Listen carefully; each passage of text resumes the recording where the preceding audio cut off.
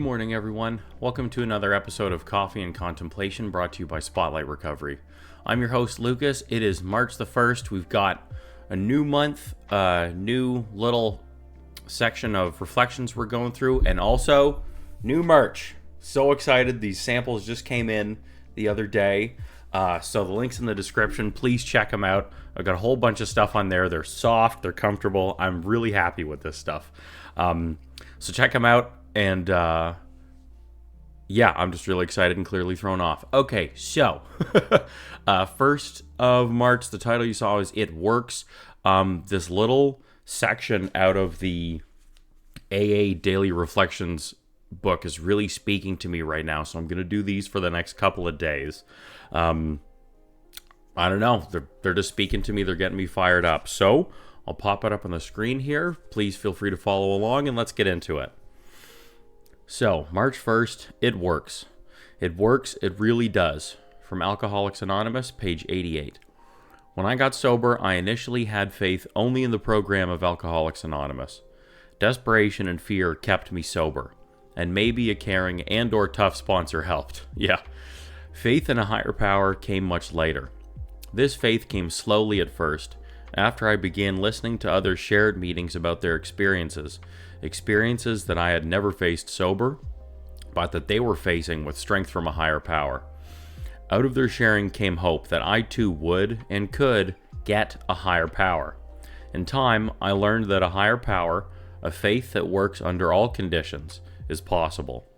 Today, this faith, plus the honesty, open-mindedness, and willingness to work the steps of the program, gives me the serenity that I seek. It works, it really does. Yeah, so this, I like this, and this speaks to me on a couple of different levels. First is, I totally acknowledge the fact that this hits some pretty controversial stuff, or a lot of like the barriers or issues that people have with AA or 12-step programs in general, being the God thing. That's a big one. Reliance on faith in order to get and stay sober. Oh, come on. I feel like there was another one or two that were popping out. And then at the end there, just that total dedication and willingness to go to any lengths to do any amount of work for the program can get like a bit culty with folks. So I get that too. We'll get into them all really quick, just because I relate. I understand those feelings. I felt them too. And they're very much not the case. They can not be, and they really can work for you, like the program says, like this reflection says, if you also find things that you identify with the most out of it. So, what do I mean with all of this stuff? Well, so the first, this opening little piece here, I relate to very much. I came into, well, I didn't know 12-step programs existed until I went to treatment. And so then in treatment, of course, had to go to meetings pretty much every day. And so that's where I discovered AA and 12-step programs. So I went to a meeting. I saw God up on the wall, hated it, thought it was a cult, wanted to bail out of there, but I was in rehab. After surviving suicide, I was technically homeless again at that point, so I had nowhere to go. So I turned around and sat down and grabbed a seat in the meeting. And so the way that this reflection is laid out was very much my experience. Originally, just being in treatment and going to meetings and seeing all these people who were sober for however long, it was all longer than me, was enough faith for me at that point. I'm like, okay, I have faith in this. Like, be it the rehab, be it AA or NA or whatever, there's people who have not used for however long, so I'm going to have faith in these things, that something about that works, because I'm scared out of my mind. Like it says, desperation and fear, that's exactly where I was.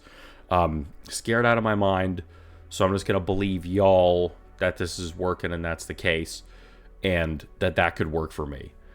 Also with the fact of that it had to, because I was completely out of options at that point. And at the hospital, they had told me I was an addict, I needed to go to treatment. That was the deal. I'm like, okay, sweet. I guess this is also the medical suggestion, so we should follow that too. And then it talks about faith in a higher power coming much later. It came slowly and through hearing other people's experience and sharing is what helped this person start to connect, understand, believe it could work for them. I mean, that was very much the case for me. All the guys that I looked up to in the meetings, that was the big thing they all had in common. The people that really blew my mind in AA, that was the one thing they all had in common with their program, was a real strong connection with a loving higher power. That concept of faith, that relationship, that was the common thing. And I'm like, okay, well, I want what you guys got.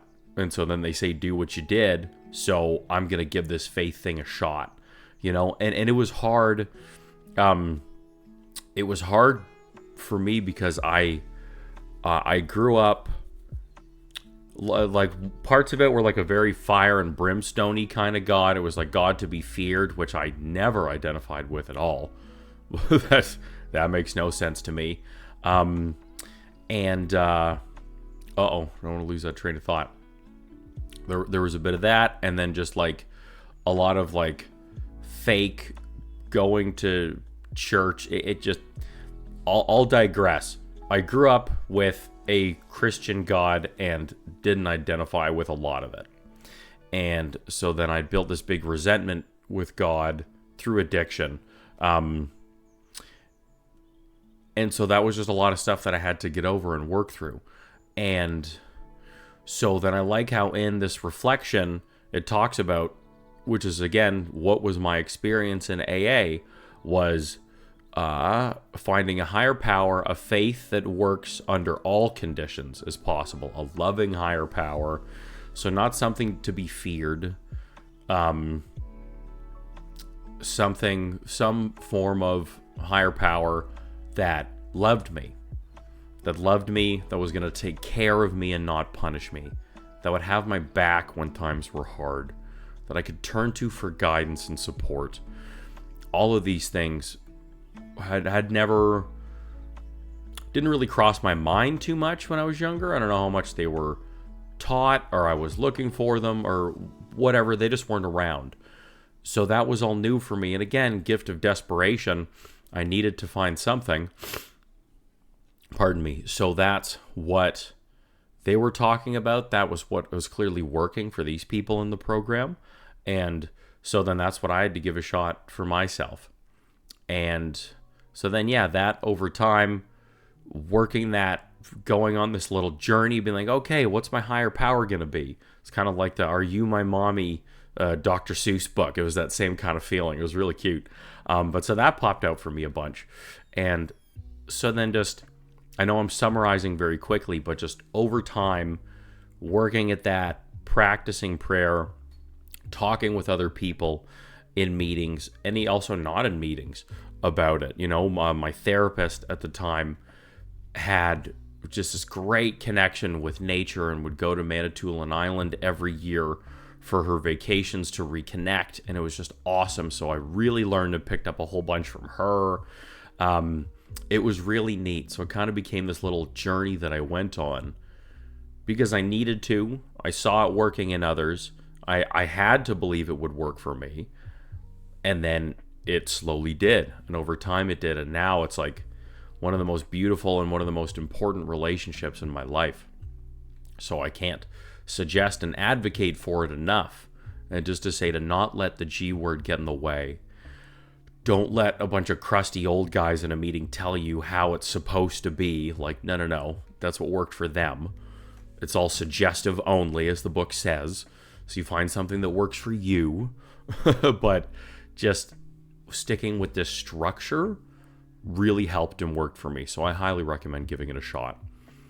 And then how do they sum this up? Like, it's kind of funny. They'll have this whole big topic and then just throw in this little thing at the end that's also like a whole big deal, but we'll say it for a sentence.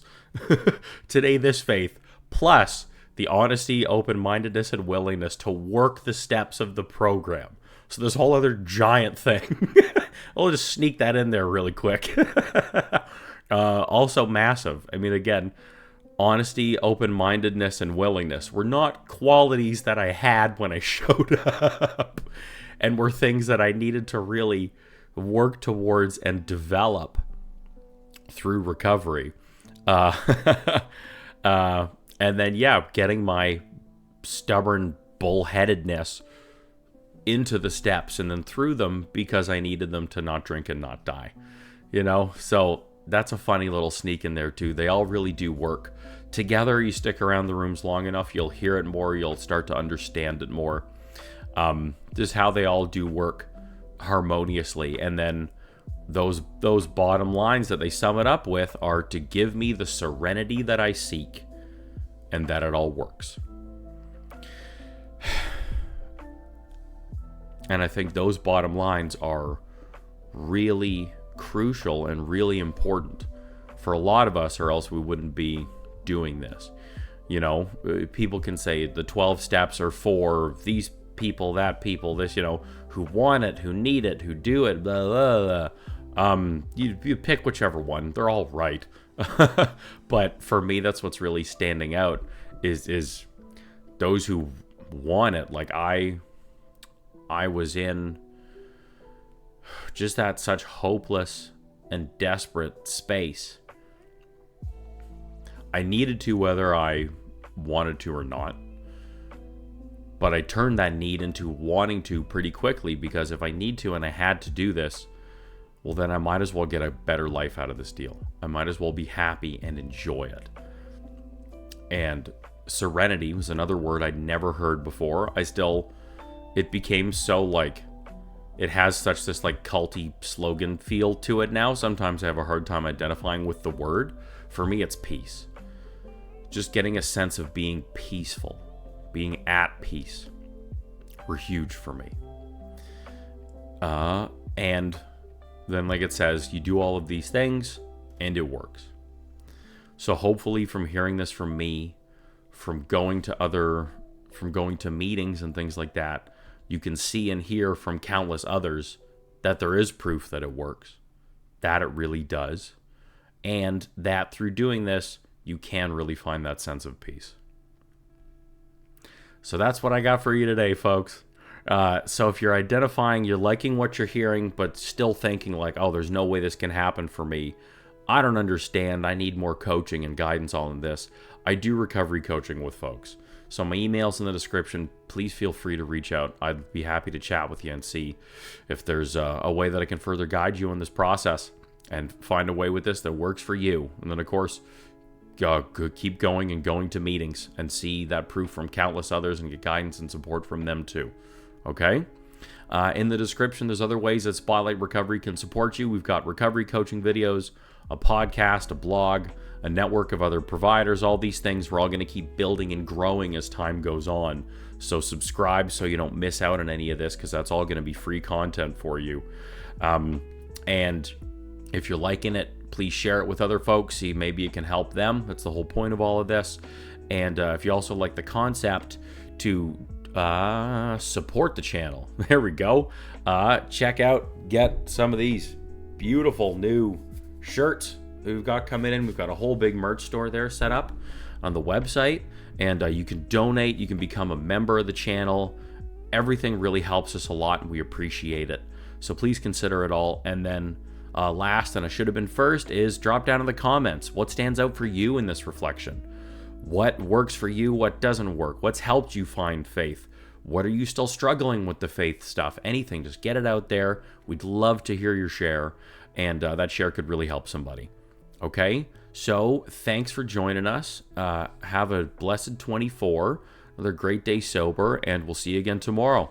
All right, bye for now.